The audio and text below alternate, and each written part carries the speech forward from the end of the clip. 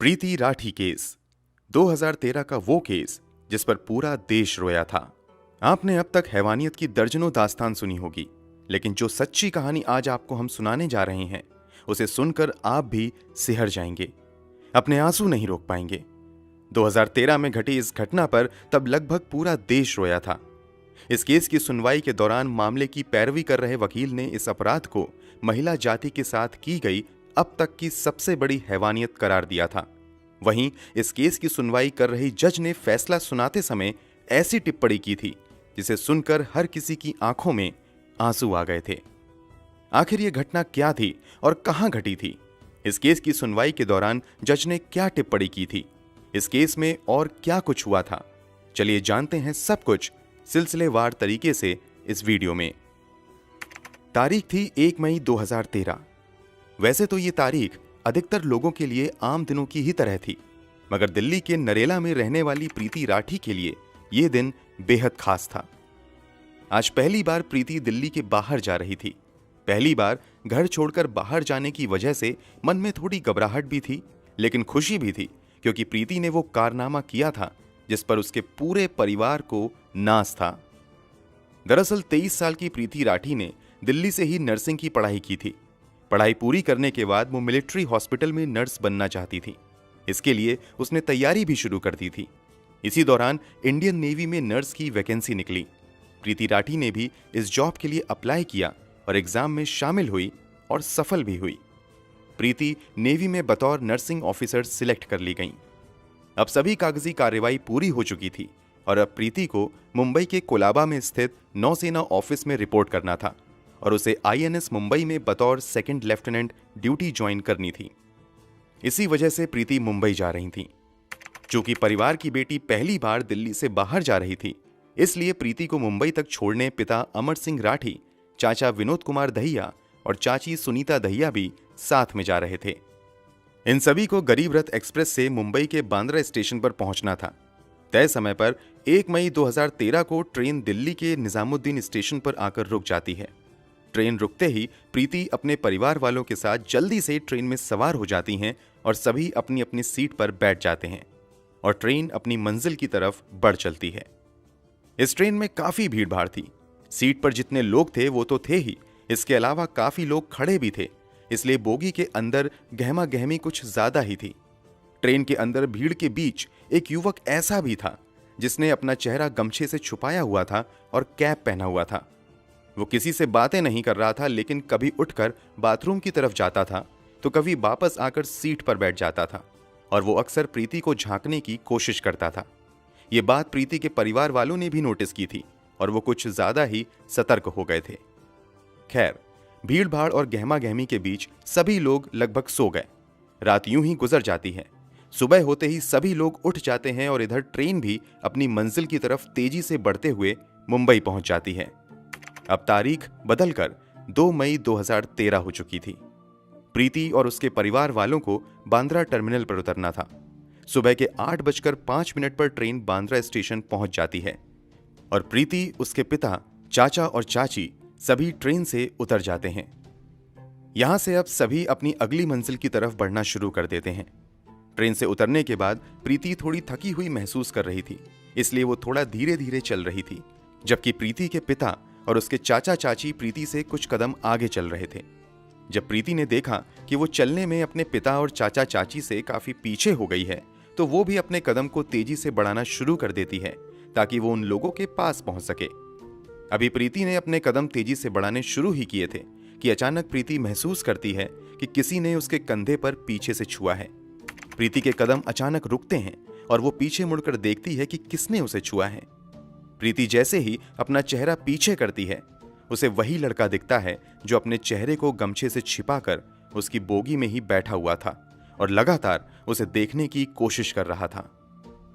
उसे देखने के बाद प्रीति कुछ समझ पाती उससे पहले ही वो नकाबपोश लड़का एक डब्बा निकालता है और अगले ही पल उस डब्बे में से कुछ प्रीति के चेहरे की तरफ फेंकता है।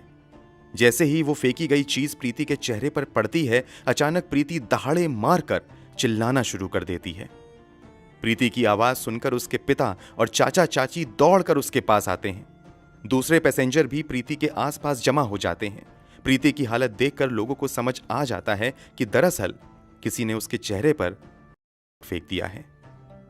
प्रीति के पिता और चाचा चाची जैसे ही प्रीति को संभालने की कोशिश करते हैं, एसिड के कुछ छींटे प्रीति के कपड़ों से उनके हाथों पर भी लगते हैं और उन लोगों के भी हाथों में जलन शुरू हो जाती है। फिर भी वो सभी अपने दर्द को भुलाकर प्रीति को संभालने में लग जाते हैं।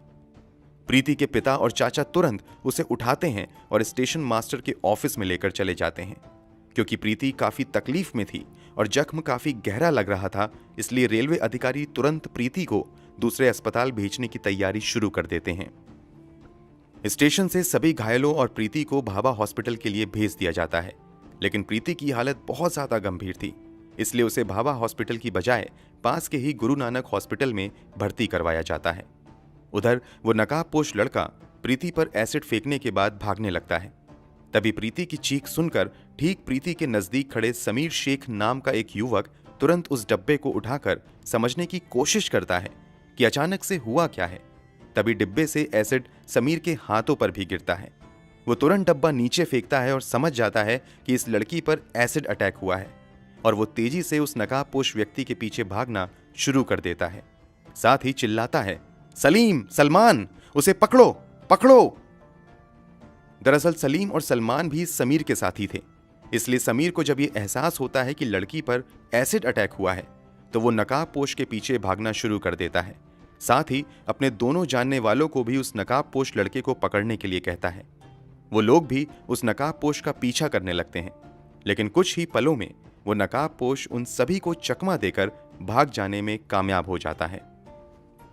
समीर शेख, सलीम और सलमान, ये तीनों नाम याद रखिएगा क्योंकि इस केस में इन तीनों ने आगे महत्वपूर्ण भूमिका निभाई थी। प्रीति को गुरु नानक हॉस्पिटल में एडमिट करवा दिया जाता है, जहां उसका ट्रीटमेंट शुरू हो जाता है, जबकि प्रीति के पिता, चाचा, चाची और समीर शेख को भी भाभा हॉस्पिटल ले जाया जाता है। इधर पुलिस मौके पर पहुंचकर स्पॉट पंचनामा बनाना शुरू कर देती है।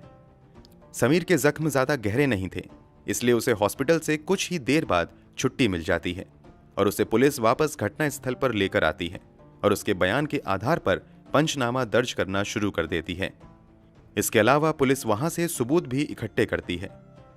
चूंकि प्रीति को भाभा हॉस्पिटल ले जाने के लिए कहा गया था, लेकिन उसकी हालत ज्यादा गंभीर थी, इसलिए जल्दबाजी में गुरु नानक हॉस्पिटल ले जाया गया था। लेकिन समस्या ये थी कि गुरु नानक हॉस्पिटल में बर्न यूनिट नहीं था और वहां कई अन्य सुविधाओं की भी कमी थी। इसलिए कुछ देर के बाद प्रीति को गुरु नानक हॉस्पिटल से मसीना हॉस्पिटल रेफर कर दिया जाता है। मसीना हॉस्पिटल पहुंचते ही प्रीति का इलाज शुरू होता है। इधर पुलिस भी प्रीति का बयान दर्ज करने के लिए मसीना हॉस्पिटल पहुंचती है, लेकिन जख्म इतना गहरा हुआ था कि प्रीति की आवाज जा चुकी थी। प्रीति का चेहरा बुरी तरीके से जल चुका था, साथ ही उसके गर्दन पर भी गंभीर घाव हुए थे। इस कारण प्रीति का बयान दर्ज नहीं किया जा सका। प्रीति के शरीर पर जरूर गहरे जख्म हुए थे, मगर प्रीति का हौसला अभी टूटा नहीं था और वो पूरे जज्बे और हिम्मत से लड़ रही थी। अब प्रीति चाहकर भी कुछ नहीं बोल पा रही थी, तो उसने हाथों से लिखने का इशारा किया। इसके बाद प्रीति को पेन और पेपर दिया गया। प्रीति लिखकर डॉक्टर और अपने माता पिता से बात करने लगी। इस एसिड अटैक की खबर मीडिया में भी फैल चुकी थी और धीरे धीरे ये खबर अखबारों और टेलीविजन की सुर्खियां बनने लगी। देखते ही देखते देश भर में ये मुद्दा छा गया। लोग इस एसिड अटैक के खिलाफ सड़कों पर उतरने शुरू हो गए और देश के कई हिस्सों में विरोध प्रदर्शन किया गया और जल्द से जल्द प्रीति के गुनहगारों को गिरफ्तार करके सजा देने की मांग शुरू की गई। पुलिस पर भी भारी दबाव था कि वो तुरंत अपराधी को गिरफ्तार करे, लेकिन समस्या ये थी कि अपराधी का कहीं से कोई क्लू नहीं मिल रहा था। हालांकि घटना के समय स्टेशन पर मौजूद कुछ गवाहों के बयान के अनुसार अपराधी का स्केच पुलिस ने तैयार करवा लिया था और अपराधी की तलाश शुरू हो गई थी, मगर पुलिस के हाथ खाली थे। इसी बीच 4 मई 2013 को पवन कुमार नाम का एक लड़का प्रीति की बहन तन्नू को फोन करता है और प्रीति के बारे में पूछता है कि वो कैसी है। पवन कुमार बीटेक का स्टूडेंट था और प्रीति से उसकी पुरानी जान पहचान थी। इस बात की जानकारी तन्नू अपने पिता अमर सिंह राठी को देती है और अमर सिंह जांच कर रहे पुलिस अधिकारियों को भी इस बात की जानकारी देते हैं कि पवन कुमार नाम के एक लड़के ने फोन करके प्रीति का हालचाल पूछा है।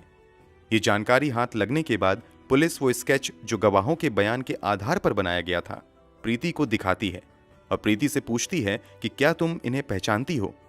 जवाब में प्रीति बोर्ड पर 3 नाम लिखती है, सत्यम, अंकुर और पवन कुमार। प्रीति के अनुसार स्केच में दिख रहा लड़का इन तीनों में से कोई एक था। क्योंकि प्रीति ने भी पवन कुमार का नाम लिया और पवन कुमार ने फोन करके प्रीति का हालचाल जाना था, इसलिए पुलिस अनुमान लगाती है कि शायद पवन कुमार ने ही प्रीति पर एसिड फेंका होगा और वो जानना चाह रहा होगा कि प्रीति जिंदा है या मर गई। इसलिए पवन कुमार को शक के दायरे में लेते हुए पुलिस जांच शुरू कर देती है और तुरंत पवन कुमार की तलाश में लग जाती है। कुछ दिनों की खोजबीन के बाद 9 मई 2013 को पुलिस पवन कुमार को गिरफ्तार कर लेती है। इस गिरफ्तारी की खबर के बाद लोगों का गुस्सा और भड़क जाता है और वो जल्द से जल्द अपराधी को कड़ी से कड़ी सजा दिलवाने की मांग करना शुरू कर देते हैं। लोग प्रीति के जल्द से जल्द स्वस्थ होने की भी दुआएं कर रहे थे, मगर प्रीति की हालत दिन प्रतिदिन बिगड़ती ही जा रही थी। मसीना हॉस्पिटल में आए हुए उसे कई दिन हो चुके थे और यहां प्रीति की कई सर्जरी भी की गई थी, मगर हालात सुधरने की बजाय बिगड़ते ही जा रहे थे। प्रीति के इंटरनल ऑर्गन्स धीरे धीरे काम करना बंद कर रहे थे। मसीना हॉस्पिटल के डॉक्टर को लगने लगा कि प्रीति की हालत ज्यादा गंभीर हो रही है, तो उन्होंने तुरंत प्रीति को रेफर करते हुए बॉम्बे हॉस्पिटल भेज दिया ताकि बेहतर इलाज मिल सके। क्योंकि इस केस से लोगों का सीधा जुड़ाव हो चुका था और लोग हर पल प्रीति के हालात के बारे में जानना चाहते थे, इसलिए सरकार की ओर से भी प्रीति को बेहतर से बेहतर इलाज देने की व्यवस्था की जाती है। जैसे ही प्रीति को बॉम्बे हॉस्पिटल लाया जाता है, देश के टॉप स्पेशलिस्ट डॉक्टरों की टीम बनाई जाती है और उन्हें ही प्रीति की इलाज का जिम्मा दिया जाता है। लाख कोशिशों के बावजूद यहां भी हालात सुधरने की बजाय बिगड़ते ही जाते हैं और प्रीति वेंटिलेटर सपोर्ट पर चली जाती हैं। फिर भी डॉक्टर हार नहीं मानते हैं और प्रीति की जान बचाने की हर संभव कोशिश करते रहते हैं। एसिड अटैक को हुए लगभग 2 महीने हो चुके थे और प्रीति अब भी हालात से लड़ रही थी, लेकिन अंततः 1 जून 2013 को दिल की धड़कन रोकने की वजह से प्रीति इस दुनिया को छोड़कर चली जाती हैं। प्रीति की मौत की खबर से देश में गम और गुस्से की लहर दौड़ जाती है। हर कोई प्रीति के जाने से सदमे में था। प्रीति की मौत के बाद पोस्टमार्टम किया जाता है और उसके शव को अंतिम संस्कार के लिए दिल्ली लाया जाता है, लेकिन प्रीति के घर वाले मामले की सीबीआई जांच की मांग करते हुए अंतिम संस्कार करने से मना कर देते हैं और प्रीति के शव के साथ ही एक प्रदर्शन रैली निकाली जाती है। अंत में सरकार की ओर से सीबीआई जांच का आश्वासन मिलने के बाद पूरे राजकीय सम्मान के साथ प्रीति का अंतिम संस्कार किया जाता है। प्रीति की मौत और अंतिम संस्कार के बाद हर किसी की एक ही मांग थी कि जल्द से जल्द प्रीति के कातिलों को कड़ी से कड़ी सजा दिलवाई जाए। पुलिस ने भी पवन कुमार नाम के एक लड़के को गिरफ्तार कर लिया था, लेकिन समस्या ये थी कि पवन कुमार के खिलाफ किसी भी तरह का सबूत नहीं मिल रहा था। रेलवे पुलिस भी अब तक पवन कुमार के खिलाफ कोई सबूत नहीं ढूंढ पाई थी। इसी बीच प्रीति के पिता अमर सिंह राठी अपने स्तर से पता लगवाते हैं तो ये बात सामने आती है कि 2 मई 2013 यानी घटना वाले दिन पवन कुमार मुंबई में था ही नहीं, बल्कि वो रोहतक में था। बाद में पुलिस भी पवन कुमार के फोन का लोकेशन हिस्ट्री निकलवाती है तो पता चलता है कि घटना वाले दिन पवन कुमार वास्तव में रोहतक में था। पुलिस की बजाय प्रीति के पिता द्वारा यह पता लगाना कि पवन कुमार उस दिन रोहतक में था, पुलिस की बड़ी नाकामी थी और ये इस बात का भी संकेत था कि पुलिस इस घटना की जांच सही तरीके से नहीं कर रही है। इसलिए प्रीति के पिता कोर्ट में एक रिट पिटीशन फाइल करते हैं और सीआईडी मुंबई से जांच की मांग करते हैं। कोर्ट ये मांग मान लेता है और मामले की जांच सीआईडी मुंबई को दे दी जाती है। केस हाथ में आते ही सीआईडी मुंबई जांच के सिलसिले में सबसे पहले प्रीति राठी के घर जाती है और कुछ जानकारी जुटाना शुरू कर देती है। सीआईडी के अधिकारी प्रीति के कुछ नजदीकी रिश्तेदारों से भी पूछताछ करते हैं। रिश्तेदारों से पूछताछ के दौरान एक रिश्तेदार पुलिस वालों को बताती है कि पड़ोस में ही रहने वाला अंकुर पवार नाम का एक लड़का प्रीति से एक तरफा प्यार करता था। उसने प्रीति को प्रपोज भी किया था, लेकिन प्रीति ने साफ मना कर दिया था। इसके अलावा अंकुर पवार प्रीति से ही शादी करने की जिद कर रहा था, लेकिन प्रीति ने इस प्रस्ताव को भी ठुकरा दिया था।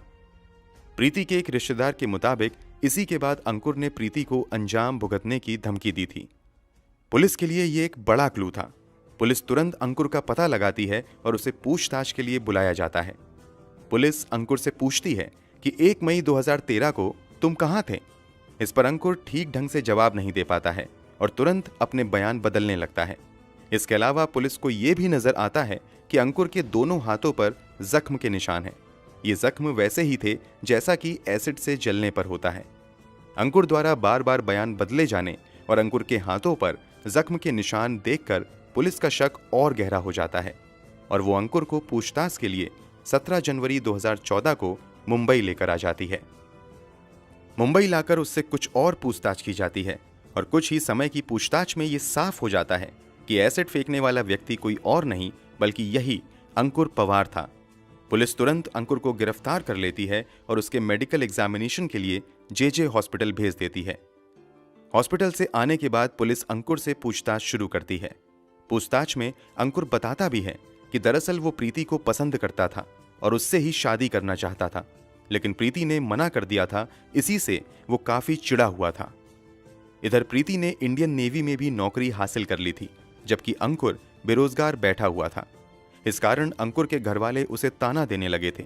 इससे भी अंकुर को प्रीति से काफी जलन होने लगी थी। इसी के बाद अंकुर ने तय कर लिया था कि वो प्रीति को सबक सिखाएगा। प्रीति ने नेवी में नौकरी हासिल की है, इस बात की जानकारी आसपास के लोगों को भी लग चुकी थी और लोग ये भी जान चुके थे कि 1 मई को प्रीति मुंबई जाएगी। अंकुर को भी इस बात की जानकारी हो चुकी थी, इसीलिए वो ट्रेन में सवार हुआ था। अंकुर ट्रेन के अंदर ही प्रीति पर एसिड फेंकना चाहता था, लेकिन ट्रेन के अंदर भीड़ काफी ज्यादा थी और ऊपर से अंकुर लगातार ट्रेन में प्रीति को घूर रहा था। इस कारण उसके माता पिता कुछ ज्यादा ही सतर्क हो गए थे, इसलिए ट्रेन के अंदर अंकुर को प्रीति के ऊपर एसिड फेंकने का मौका ही नहीं मिल पाया। वैसे सुबह के 4 बजे अंकुर ट्रेन की टॉयलेट के पास भी जाकर खड़ा हुआ था कि अब अगर प्रीति यहां आए तो वो यहीं पर एसिड फेंक देगा, लेकिन प्रीति वहां नहीं आई, इसलिए अंकुर का प्लान यहां पर भी फेल हो गया। आखिरी में जब प्रीति ट्रेन से उतरती है तब अंकुर उस पर एसिड फेंकता है। अंकुर ने जरूर अपना गुनाह कबूल कर लिया था, लेकिन पुलिस के सामने सबूत जुटाने की बड़ी चुनौती थी, इसलिए पुलिस अंकुर पवार के खिलाफ सबूत जुटाने में लग जाती है। सबसे पहले यह पता लगाने की कोशिश की जाती है कि आखिर अंकुर को एसिड दिया किसने था। जांच पड़ताल के दौरान खुलासा होता है कि अंकुर ने मुकेश भार्गव नाम के एक दुकानदार से यह कहते हुए एसिड खरीदा था कि उसने अंकुर बैटरीज नाम से अपनी एक दुकान खोली है, इसलिए उसे एसिड चाहिए। अंकुर ने दुकानदार को कहा था कि वो बहुत ज्यादा एसिड खरीदेगा, लेकिन ज्यादा एसिड खरीदने से पहले वो सैंपल देखना चाहता है, इसलिए दुकानदार ने उसे बतौर सैंपल एक हॉर्लिक्स के डब्बे में लगभग 2 लीटर एसिड दे दिया था। सबूत और मजबूत होने के लिए अंकुर की फोन डिटेल निकलवाई जाती है, तो पता चलता है कि 1 मई को अंकुर निजामुद्दीन स्टेशन पर था और फिर उसकी लोकेशन 2 मई की सुबह यानी घटना वाले दिन मुंबई के बांद्रा टर्मिनल पर थी। अब अंकुर की आइडेंटिटी कंफर्म करने के लिए पुलिस आई विटनेस के सामने आइडेंटिफिकेशन परेड करवाती है। आइडेंटिफिकेशन परेड के दौरान एक साथ कई लोगों को खड़ा किया जाता है, उसमें अंकुर भी शामिल होता है। उसके बाद उन लोगों को भी बुलाया जाता है जिन्होंने पहले गवाही दी थी कि हमने एसिड फेंकने वाले को देखा है। उन गवाहों में से समीर शेख, सलीम शेख और सलमान शेख अंकुर को देखते ही तुरंत पहचान लेते हैं और पुलिस वालों को बताते हैं कि ये वही लड़का है जो एसिड फेंकने के बाद भाग रहा था। दरअसल जब अंकुर एसिड फेंक कर जैसे ही पीछे मुड़ा था तो उसके चेहरे से वो गमछा हट गया था।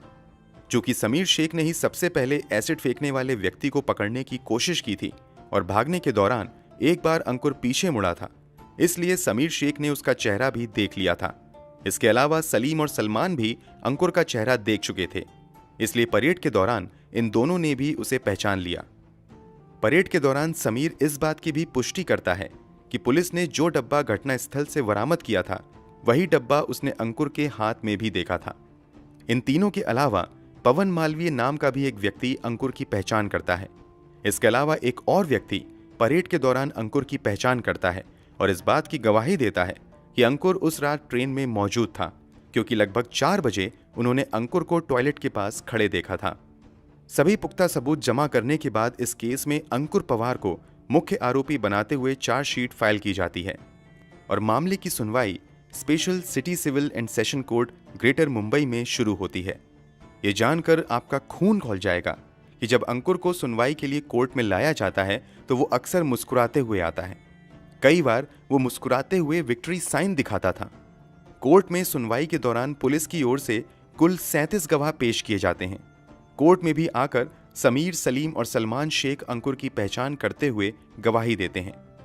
सभी सबूतों और गवाहों को देखने के बाद आखिरकार स्पेशल कोर्ट द्वारा प्रीति राठी के अपराधी अंकुर पवार को आईपीसी की धारा 302 और धारा 326 बी के तहत दोषी पाते हुए मौत की सजा सुनाई जाती है और 5,000 का जुर्माना भी लगाती है। यह भारत के इतिहास में पहली बार था जब किसी एसिड अटैकर को फांसी की सजा सुनाई गई थी। इस मामले में पैरवी कर रहे स्पेशल पब्लिक प्रोसिक्यूटर एएम चिमलकर ने अंकुर की इस दरिंदगी को किसी भी महिला के खिलाफ की गई अब तक की सबसे बड़ी हैवानियत करार दिया था। वहीं इसी मामले की सुनवाई कर रहे जज ने फैसला सुनाते हुए टिप्पणी की थी कि इस एसिड अटैक की वजह से प्रीति का चेहरा इतनी बुरी तरीके से जल चुका था और इतना भयावह हो चुका था कि अगर प्रीति ने अपना चेहरा देख लिया होता तो शायद वो उसी दिन मर जाती।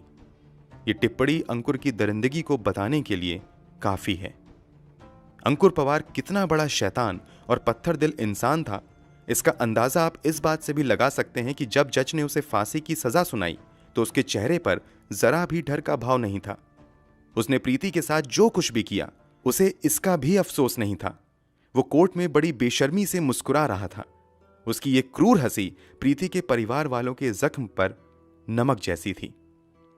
मुंबई सेशन कोर्ट से भले ही अंकुर को फांसी की सजा मिल गई, मगर अंकुर ने बॉम्बे हाई कोर्ट में इस फैसले के खिलाफ अपील कर दी।